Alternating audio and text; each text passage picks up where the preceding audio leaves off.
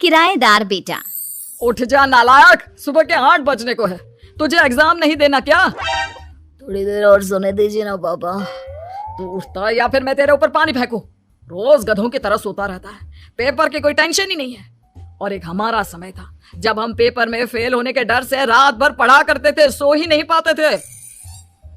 तो क्या अब आप उसका बदला मुझसे लेंगे? मैं 15 मिनट बाद उठ जाऊंगा, आप प्लीज जाइए, मुझे डिस्टर्ब मत कीजिए।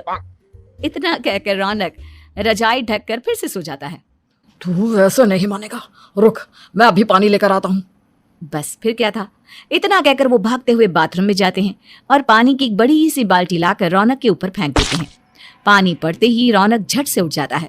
ये आपने क्या किया पापा? अब तो उठेगा नहीं तो यही करना पड़ेगा ना।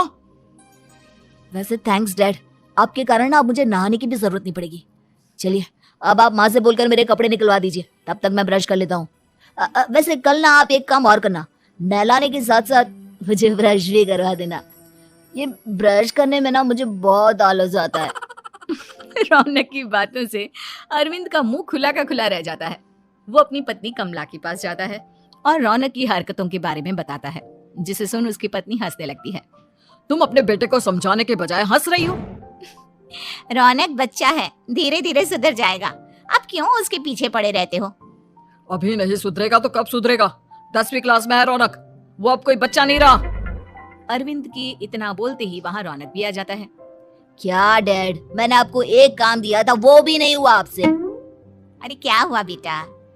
माँ, मैंने डैड से बोला था कि वो आपको बोलकर मेरे स्कूल की यूनिफॉर्म निकाल दे, लेकिन मेरे पीछे पड़ने के अलावा इनसे एक काम ढंग से नहीं होता। देख रही हो कमला, देख रही हो अपने लाडले को? अरे आप चुप रहिए जी। चलो बेटा, मैं तुम्हें कपड़े निकाल कर दे देती हूँ बस।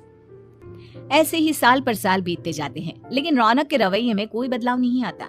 वो पहले से भी ज्यादा आलसी और पूरी तरह अपने माता पिता पर निर्भर हो जाता है। 2 साल बाद पता नहीं कहाँ गायब रहता है पूरे दिन, अब तक तो आ जाना चाहिए था। अरे आप इतनी फिक्र क्यों कर रहे हैं उसकी? दोस्तों के साथ खेल रहा होगा, आ जाएगा अभी। ये कोई टाइम है खेलने का? 10 बजने वाले हैं, इतनी रात में कौन खेलता है? कमला कुछ कहती उससे पहले ही रौनक वहां आ जाता है। मम्मी जल्दी से खाना लगा दो, बहुत भूख लग रही है। तुम्हें तब तक खाना नहीं मिलेगा जब तक तुम बता नहीं देते कि इतनी रात गए कहाँ से आ रहे हो। ओ प्लीज डैड, अब आप एसी पे प्रद्युमन बनकर मेरे सर पर बंदूक लेकर मत बैठ जाना। अपनी फालतू की बकवास बंद कर और बता कहाँ से आ रहा है। माँ अब समझाइए ना डैड को। बता देना बेटा, इनको भी तसल्ली हो जाएगी। आप बोल रही हैं तो बता देता हूँ, मैं दोस्तों के साथ मूवी देखने गया था, इसलिए देर हो गई। तो इन सब चीजों में मेरे पैसे उड़ाता है? कभी 1 रुपया कमाने के बारे में सोचा है तूने? जब देखो हवा की तरह पैसे उड़ाता रहता है।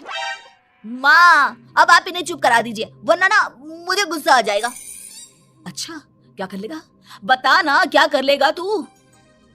वैसे बात तो ठीक ही है, मैं कर ही क्या सकता हूँ, पैसे तो फिर भी मैं आपसे ही मांगूंगा ना। चलिए अब ये सब बात छोड़िए और मम्मी मेरे लिए खाना लगा दीजिए।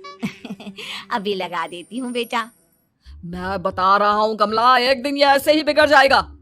उफो, आप क्यों इतना पीछे पड़े रहते हो मेरे बच्चे के? बात की बाद में देखेंगे, अभी आप शांति से उसे खाना खाने देंगे। अगले दिन, डैडी मुझे 10,000 रुपए चाहिए। हाँ? अब इतने पैसे क्यों चाहिए तुझे? डैड अब बिना सवाल किए कभी पैसे नहीं दे सकते क्या? जब तक तू बताएगा नहीं तुझे पैसे भी नहीं मिलेंगे। अरे अब आप अपने बेटे को पैसे भी नहीं दे सकते? नालायक, तेरी उम्र के लोग नौकरी करते हैं और एक तू है जो नौकरी करने का नाम ही नहीं लेता कभी। आप लोगों के होते हुए भला मैं नौकरी क्यों करूं? अरे हम कब तक पैसे देंगे तुझे? तुझे भी तो अपने पैरों पर खड़ा होना होगा ना। कौन सा उधार के पैरों पर खड़ा हूँ? अपने ही तो पैरों पर खड़ा हूँ मैं। इसी तरह रौनक दिन प्रतिदिन लापरवाह होता जाता है। उसकी लापरवाही को देखते हुए अरविंद और कमला अपने बेटे की शादी कराने का फैसला लेते हैं और 1 महीने के अंदर अंदर ही रौनक की शादी मेघा नाम की लड़की से करा देते हैं। शादी के कुछ दिन बाद, रौनक मुझे एक अच्छी सी साड़ी चाहिए, आप ला दोगी ना? हाँ क्यों नहीं, कितने तक की आती है साड़ी? यही करीब 5,000 तक की। तुम चिंता मत करो, मैं आज ही डैडी से पैसे मांगकर तुम्हारे लिए साड़ी ले आऊंगा। आप कब तक ऐसे ही अपने पापा से पैसे मांगते रहेंगी? कोई अच्छी सी नौकरी क्यों नहीं कर लेते आप? अरे डैड के होते हुए मुझे नौकरी करने की जरूरत ही क्या है? पर आप ऐसे कब तक उनसे पैसे मांगते रहेंगे? कुछ आपको अपने दम पर भी तो करना होगा ना। अब तुम भी बाकी लोगों की तरह मुझे ज्ञान देना शुरू मत कर देना। साड़ी चाहिए ना तुम्हें, मिल जाएगी बस। इतना कहकर रौनक अपने पिता से पैसे मांगने चला जाता है। डैडी, मुझे 5,000 रुपया चाहिए। अब 5,000 क्यों चाहिए तुझे? वो मेघा को साड़ी चाहिए थी। अरविंद आगे बिना कुछ कहे चुपचाप उसे पैसे निकाल कर दे देता है। कुछ दिन बाद, तुम्हें नहीं लगता कमला, रौनक हम पर पहले से भी ज्यादा डिपेंड हो गया है? मुझे तो अब उसके भविष्य की चिंता होने लगी है। कल को हमें कुछ हो गया तो वो क्या करेगा? काश तुमने पहले ये सोच लिया होता तो आज हमारा बेटा इतना लापरवाह नहीं होता। तब मुझे कहाँ पता था कि मेरा लाड प्यार उसे इतना बिगाड़ देगा कि वो इस हद तक लापरवाह बन जाएगा। कोई बात नहीं, अभी भी देर नहीं हुई। मुझे पता है उसे कैसे सुधारा जा सकता है। कैसे? अरविंद कुछ कहता उससे पहले रौनक वहां आ जाता है और पैसों के लिए हाथ फैलाने लगता है। डैड, मैं और मेघा बाहर घूमने जाना चाहते हैं। अरे वाह, ये आज सूरज कहाँ से निकला है? Dad please. अच्छा चलो अब मुद्दे की बात करो। मुझे अब 25,000 चाहिए। अब तुम्हें 1 रुपया भी नहीं मिलने वाला।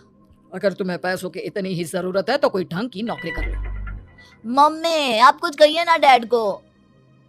बेटा, वो गलत क्या बोल रहे हैं? ये सब हम तेरे भले के लिए ही तो कर रहे हैं। मम्मा, मैंने बताया ना आपको, मुझे नहीं करनी कोई जॉब वॉब। तो ठीक है, निकल जाओ हमारे घर से। तुम्हारे जैसे लोगों के लिए मैंने ये घर खड़ा नहीं किया है। जितना ये घर आपका है ना, उतना ही मेरा भी है। मैं कहीं नहीं जाने वाला। जाना तो पड़ेगा ही तुझे, क्योंकि अब मैं तेरा कोई भी खर्चा नहीं उठाने वाला। ठीक है, मत उठाइए मेरा खर्चा। मैं अपने दम पर भी जी सकता हूँ। तो बेशर्मों की तरह अब तक यहाँ क्यों खड़ा है? अपना सामान ले आओ, निकल जाए यहाँ से। रौनक पैर पटकते हुए वहां से चला जाता है। घर से निकालना जरूरी है क्या उसे? बिना पैसों के कौन रखेगा उसे किराए पर? अगर उसका भविष्य सुधारना है तो हमें अपने दिल पर पत्थर रखकर ये कदम उठाना ही होगा। दोनों बात कर रहे होते हैं कि रौनक अपनी पत्नी के साथ एक बड़ा सा बैग लेकर घर से निकल जाता है, लेकिन घर से बाहर उसे कोई भी मुफ्त में अपने घर किराए पर नहीं रखता। अंत में थक हार कर वो फिर से अपने घर चला जाता है। क्या हुआ? थोड़ी देर पहले तो दहाड़ते हुए घर से निकला था, अब क्या हुआ? नहीं रखा ना किसी ने तुझे किराए पर? डैड प्लीज, मैं कुछ दिनों में कोई अच्छी सी नौकरी शुरू कर दूंगा। आप तब तक तो हमें रख लीजिए प्लीज। सुबह से रात हो चुकी है लेकिन कोई हमें रखने को राजी नहीं है। अब आप ही बताइए, इतनी रात को मैं मेघा को लेकर कहाँ जाऊंगा? ठीक है, बहू की वजह से मैं तुझे घर पर रख रहा हूँ, लेकिन तू इस घर में एक बेटे की नहीं बल्कि एक किराएदार की हैसियत से रहेगा। 3 महीने है तेरे पास। इन 3 महीनों के अंदर अंदर मुझे तेरी पहली तनख्वाह हाथ में चाहिए, समझ गया? पक्का डैड, इन 3 महीनों के अंदर अंदर तो कोई बढ़िया सी नौकरी ढूंढ ही लूंगा मैं। ऐसे ही धीरे धीरे समय बीतने लगता है और अरविंद के दिए 3 महीनों में से 2 महीने बीत चुके होते हैं। पापा जी ने हमें 3 महीने दिए थे, जिसमें से 2 महीने तो बीत चुके हैं। अब ये आखिरी महीना बचा है। अरे तुम चिंता मत करो, आज मेरा ना 2 जगह इंटरव्यू है, दोनों में से कहीं ना कहीं तो जॉब लगी जाएगी। अच्छा, all the best. Raunak interview के लिए निकल जाता है, जिसके बाद शाम में रौनक घर आता है। कैसा गया इंटरव्यू? आपकी नौकरी लगी या नहीं? अरे पहले सांस तो ले लेने दो अच्छे से। बताइए ना, मुझसे तो जरा भी इंतजार नहीं हो रहा है।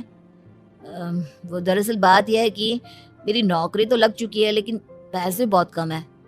कितने पैसे हैं? 15,000। इतने में अरविंद और कमला मिठाई का डिब्बा लेकर आ जाते हैं। बधाई हो बेटा। हम जानते थे तेरी जॉब जरूर लगेगी, लेकिन मेरी सैलरी बहुत कम है मम्मा। कम है तो क्या हुआ, धीरे धीरे बढ़ जाएगी। हाँ बेटा, हम तो बस चाहते थे कि तू अपने पैरों पर खड़ा हो जाए। मतलब अब आप मुझे घर से नहीं निकालेंगे? नहीं, ये सब हमने तुझे जिम्मेदार इंसान बनाने के लिए किया था। Thank you mummy papa. अगर आप दोनों ऐसा नहीं करते तो मुझे कभी अपनी जिम्मेदारियों का एहसास तक नहीं होता। आज आपने मुझे सिखा दिया कि इंसान का अपने पैरों पर खड़ा होना भी जरूरी होता है। इतना कहकर रौनक झट से अपने माता पिता के गले लग जाता है और अपनी कमाई की पहली तनख्वाह वो अपने माता पिता के हाथ में सौंपता है। इस तरह रौनक एक गैर जिम्मेदार व्यक्ति से एक जिम्मेदार व्यक्ति बन